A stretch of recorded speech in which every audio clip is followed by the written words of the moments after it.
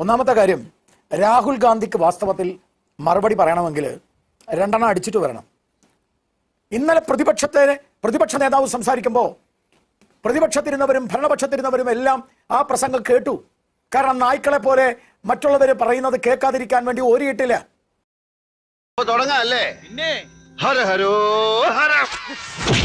ശ്രീ ഗോപാലകൃഷ്ണൻ, അങ്ങനെ പ്രതിപക്ഷത്തിന്റെ ചോദ്യങ്ങൾക്ക് മറുപടി പറയാൻ കഴിയാതെ ചില പഞ്ച് ഡയലോഗുകളിൽ ഒതുങ്ങിയിട്ടുണ്ടോ പ്രധാനമന്ത്രിയുടെ ഇന്നത്തെ മറുപടി പ്രസംഗം? ഓഹോ, കളി പഠിച്ചിട്ട് വന്നിരിക്കുകയാണല്ലേ. ഒന്നാമത്തെ കാര്യം, രാഹുൽ ഗാന്ധിക്ക് വാസ്തവത്തിൽ മറുപടി പറയണമെങ്കിൽ രണ്ടെണ്ണം അടിച്ചിട്ട് വരണം.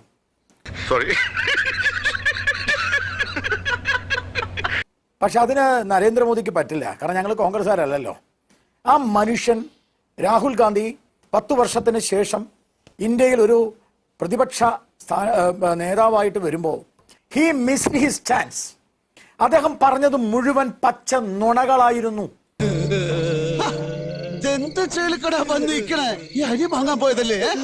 ഓരോ നുണയും എടുത്തെടുത്ത് പ്രധാനമന്ത്രി സംസാരിക്കുമ്പോ എന്താണ് കോൺഗ്രസ് ചെയ്തത്? ഇങ്ങനെയാണോ ഒരു പ്രതിപക്ഷം പ്രവർത്തിക്കേണ്ടത്? അഭിപ്രായം കുടുംബത്തെ പറ്റി നാട്ടുകാർക്ക്. ഞാൻ മനോരമയുടെ ഫ്ലോറിൽ ചോദിക്കാൻ ആഗ്രഹിക്കുകയാണ് കോൺഗ്രസ് വക്താവിനോട്. ഇന്നലെ പ്രതിപക്ഷ നേതാവ് സംസാരിക്കുമ്പോൾ പ്രതിപക്ഷത്തിരുന്നവരും ഭരണപക്ഷത്തിരുന്നവരും എല്ലാം ആ പ്രസംഗം കേട്ടു. കാരണം നായ്ക്കളെ പോലെ മറ്റുള്ളവർ പറയുന്നത് കേൾക്കാതിരിക്കാൻ വേണ്ടി ഓരിയിട്ടില്ല.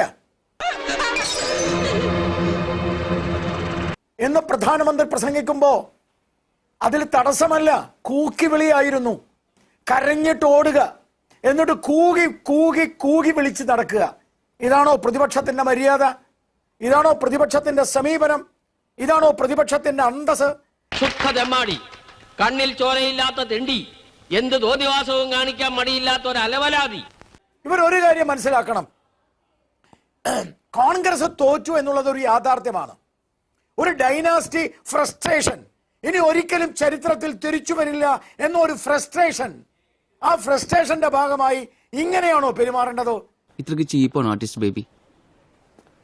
ഞാൻ ചോദിക്കട്ടെ, എന്തോ നരേന്ദ്രമോദി പറഞ്ഞല്ലോ, ആള് സീറോ ആണ്, പക്ഷെ ഹീറോ ആയിട്ടാണ് അഭിനയിക്കുന്നത്. ശരിയല്ലേ? ഇന്ത്യൻ ചരിത്രത്തിൽ 3 പ്രാവശ്യം കോൺഗ്രസ് എന്തെങ്കിലും തോറ്റിട്ടുണ്ടോ? ഞാൻ ഈ ഇന്ത്യൻ ചരിത്രം കുറെ പഠിച്ചതാ. ഇന്ത്യൻ ചരിത്രത്തിൽ 3 പ്രാവശ്യം അടുപ്പിച്ച് കോൺഗ്രസ് തോറ്റത് 3 പ്രാവശ്യവും രാഹുൽ ഗാന്ധി നേതൃത്വം കൊടുത്തപ്പോഴാണ്. ഈ രാഹുൽ ഗാന്ധി 3 പ്രാവശ്യം നേതൃത്വം കൊടുത്ത ഈ ഇന്ത്യയിലെ തെരഞ്ഞെടുപ്പിൽ മൊത്തത്തിൽ കിട്ടിയത് എത്രയാണെന്നറിയോ? മൊത്തത്തിൽ 3 പ്രാവശ്യമായി മൊത്തത്തിൽ കിട്ടിയത് 194. ഈ മൊത്തത്തിൽ BJPക്ക് എത്ര കിട്ടിയെന്നറിയോ? 825. ഈ 825 194 3 പ്രാവശ്യം 15 വർഷം അജഗജാന്തര വ്യത്യാസമുണ്ട്.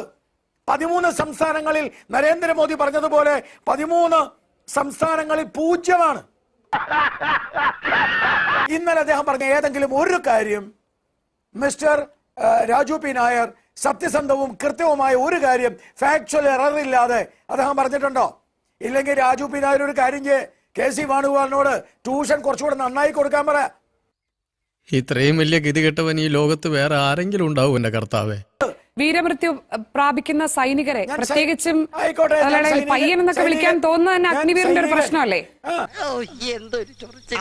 ഞാൻ വീരമൃത്യു പ്രാപിച്ച അഗ്നിവീർ സൈനികൻ എന്ന രീതിയിൽ തന്നെ പറയാണ്. പക്ഷെ എന്റെ പോയിന്റ് എന്താ?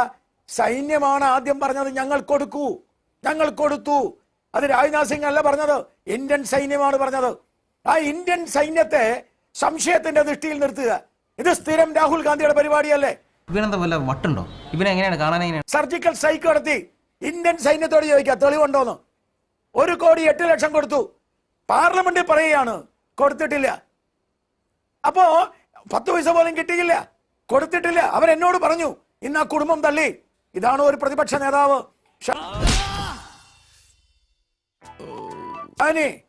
ഇന്ത്യൻ പാർലമെന്റിൽ ഏറെക്കാലം പ്രതിപക്ഷത്തിരുന്നവരാ BJP.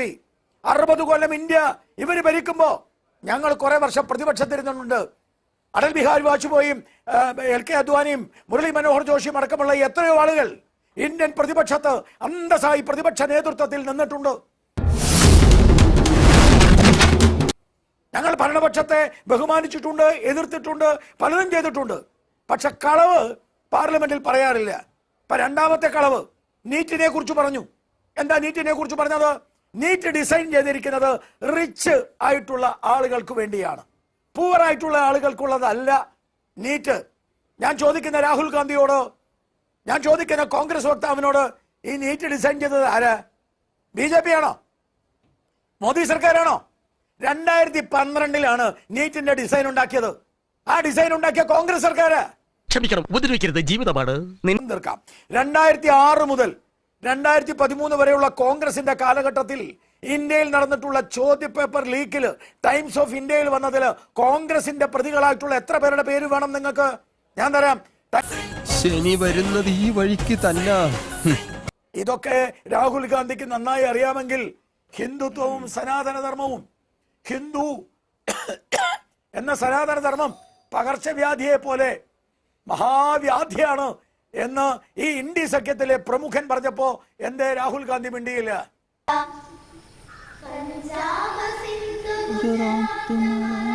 എന്താ രാഹുൽ ഗാന്ധി അനങ്ങിയില്ല?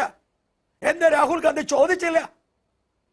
ഇപ്പൊ ഇവിടെ വന്നിട്ട് ഹിന്ദു എന്ന് പറയുന്നത് നിങ്ങളുടെ അക്രമികാരികളാണ്, ഹിന്ദുക്കൾ അക്രമികാരികളാണ്, എന്നിട്ട് ഇത് തിരിച്ച് നിങ്ങൾ ഹിന്ദുക്കൾ അക്രമികാരികളാണ്. ഞാൻ അതിലേക്കൊന്നും വരുന്നില്ല ഇന്നലത്തെ ചർച്ച ചെയ്തുകൊണ്ട്. ആഞ്ജനേയ സ്വാമി. നിങ്ങൾ പാർലമെന്റിൽ കള്ളം പറയാറില്ല, ഇത്രയും കാലമായി കള്ളം പറഞ്ഞിട്ടേ ഇല്ല. മോനെ, എന്താണ് നിന്റെ പ്രശ്നം? പാർലമെന്റിൽ കള്ളം പറഞ്ഞതിനെ കുറിച്ചാണ് ഞാൻ നിങ്ങളോട് സംസാരിച്ചത്. പ്രതിപക്ഷ നേതാവ് സംസാരിച്ച കളവിനെ കുറിച്ചാണ് ഞാൻ നിങ്ങളോട് സംസാരിച്ചത്. നിങ്ങൾ ഞങ്ങളുടെ പാർട്ടിയുടെ ഏതെങ്കിലും നേതാവ് നിന്ന് കളവ് പറഞ്ഞിട്ടുണ്ടെങ്കിൽ നിങ്ങൾ അപ്പ ചോദിക്കേ.